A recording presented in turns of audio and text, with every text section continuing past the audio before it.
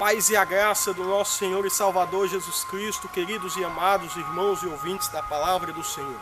Aqui, pastor Tiago Herculano, mais uma vez, com muita alegria, a trazer uma mensagem do coração de Deus ao vosso coração, amém? Abramos vossas Bíblias na segunda carta de Timóteo, capítulo de número 3, que diz assim: Sabe, porém, isto, nos últimos dias sobrevirão tempos trabalhosos, porque haverá homens amantes de si mesmo, avarentos, presunçosos, soberbos, blasfemos, desobedientes aos pais e às mães, ingratos, profanos, sem afeto natural, irreconciliáveis, caluniadores, incontinentes, cruéis, sem amor para com os bons, traidores, obstinados, orgulhosos, mais amigos dos deleites da carne do que amigos de Deus, tendo aparência de piedade, mas negando a eficácia dela. Destes afasta-te, porque deste número são os que introduzem pelas casas e levam cativas mulheres nécias, carregadas de pecados, levadas de várias concupiscências, que aprendem sempre e nunca podem chegar ao conhecimento da verdade. Queridos e amados irmãos e ouvintes da Palavra do Senhor Jesus, uma palavra dura, mas é uma palavra que está na Bíblia. E se ela está na Bíblia, nós não podemos descartar esta palavra. Se ela está na Bíblia, nós não podemos colocar esta palavra de lado somente porque ela muitas vezes vem a nos ferir. Porque ela está na Bíblia, nós não podemos retirar este texto ou simplesmente passar por cima deste texto quando nós meditamos nas Escrituras. Porque as Escrituras Sagradas são a verdade, e a verdade é que nos leva para o céu, e é a verdade que nos abençoa. E se a palavra de Deus é a verdade, é porque a palavra de Deus é o próprio Jesus Cristo. Então, queridos e amados irmãos, o apóstolo Paulo, ele escrevendo a segunda carta a Timóteo, ele diz que nos últimos tempos, e que últimos tempos são esses tempos provavelmente que estamos vivendo agora, porque nunca foi tão claro e tão evidente os sinais da volta de Cristo. E estes são os últimos tempos, e estes sinais foram preditos pelo apóstolo Paulo na sua narrativa, e o quanto ele é feliz, e ele fala que nos últimos tempos haverão tempos trabalhosos, serão tempos trabalhosos, tempos de grande trabalho. E aqui eu vejo claramente dentro da palavra que ele fala porque haverão homens amantes de si mesmo.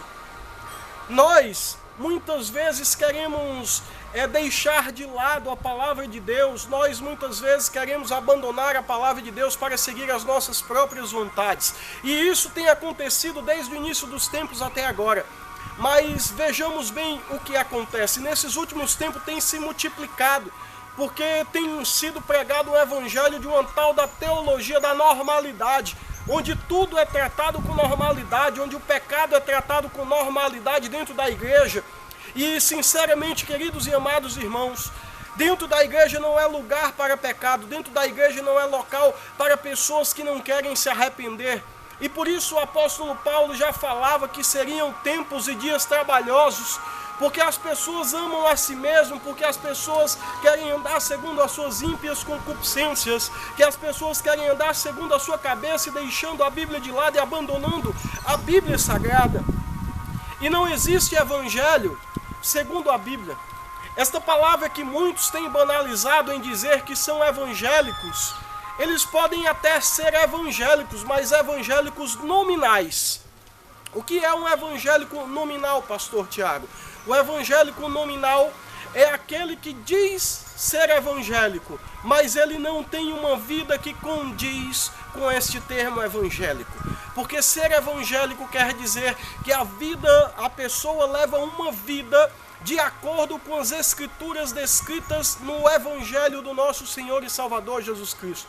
Logo, uma pessoa que vive segundo as suas ímpias concupiscências, jamais ela será um evangélico. Jamais ela será um evangélico na prática. Ela pode até ser nominal evangélica. E este tipo de pessoa, desculpa eu te dizer, mas o primeiro evangélico nominal que apareceu em todos os tempos chama-se Satanás, o diabo. Porque mais do que ninguém ele conhece o Evangelho. Mais do que ninguém ele conhece a palavra de Deus, porque Satanás é o maior teólogo que existe, porque ele viveu toda a história, ele acompanhou toda a história, ele acompanhou toda a narrativa bíblica, ele esteve presente a todas essas coisas, porém, ele não vive segundo a palavra de Deus. Então não queira ser, meu querido e minha querida, como estes, que sempre escutam, mas nunca aprendem nada, que sempre estão ouvindo a palavra de Deus, mas não compreendem, não aprendem, ou endurecem o coração e não querem simplesmente receber a palavra de Deus, e não querem receber de bom grado a palavra do Senhor Jesus, e não querem abandonar as suas ímpias concupiscências, as suas vontades carnais, para servir ao Senhor. E não é dessa maneira, não é dessa forma.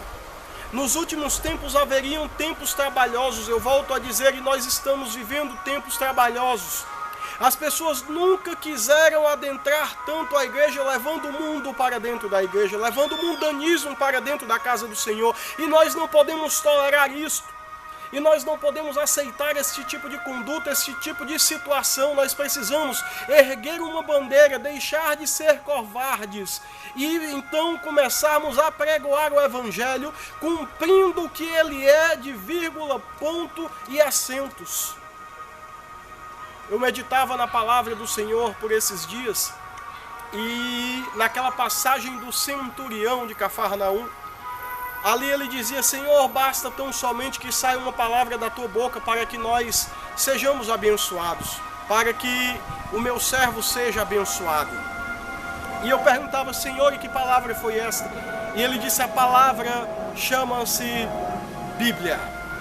Então, meu querido, a palavra sem uma letra, ela perde o seu entendimento. E uma palavra com uma letra a mais, ou um acento a mais, ou uma pontuação a mais, ela também perde o seu sentido. Então a Bíblia, ela deve ser considerada de Gênesis a Apocalipse, sem incremento e sem decréscimos. É a palavra de Deus. Está na palavra de Deus? Amém, vamos, é bênção. Não está na palavra de Deus? Descarte. Não venha deixar o seu ego ser massageado por muitos que têm pregado um evangelho de meias palavras, um evangelho de parcialidade, onde tem massageado o ego humano, tem acariciado e alimentado pecadinhos de estimação. Como diz aqui onde nós lemos, que esses são os que levam cativos mulheres nécias, carregadas de pecados e de várias concupiscências. Quem aprende sempre e nunca chega ao conhecimento. Está sempre escutando a palavra, sempre aprendendo, mas não chega ao conhecimento. Porque o conhecimento é quando você coloca a palavra em prática. Você tem que colocar a palavra do Senhor em prática. Você tem que praticar a palavra do Senhor. Aí você alcançou conhecimento. Jesus Cristo, ele disse: eu sou o caminho, a verdade e a vida. E a verdade é a Bíblia Sagrada. Então, meu querido, então, minha querida, eu te convido a viver este evangelho, eu te convido a viver a palavra de Deus, eu te convido a renunciar à tua carne e a ti mesmo todos os dias e tomar a tua cruz e seguir Jesus até o caminho da cruz do Calvário. Porque Jesus, ele não veio a este mundo e passou por todo aquele sofrimento para te ver você aí se afundando no lamaçal do pecado. Jesus, ele não sangrou no Getsêmani para que você agora, neste momento, não estivesse crendo nesta palavra. Ele sangrou no Getsêmani para você crer nesta palavra. O Senhor, ele foi açoitado, e a cada açoite que ele levou naquele dia, não foi para que você viesse a utilizar agora das tuas vãs concupiscências e da tua vontade carnal dia após dia, se enganando a si mesmo, achando que está salvo e está tudo bem. Ele não passou por isso por esta causa.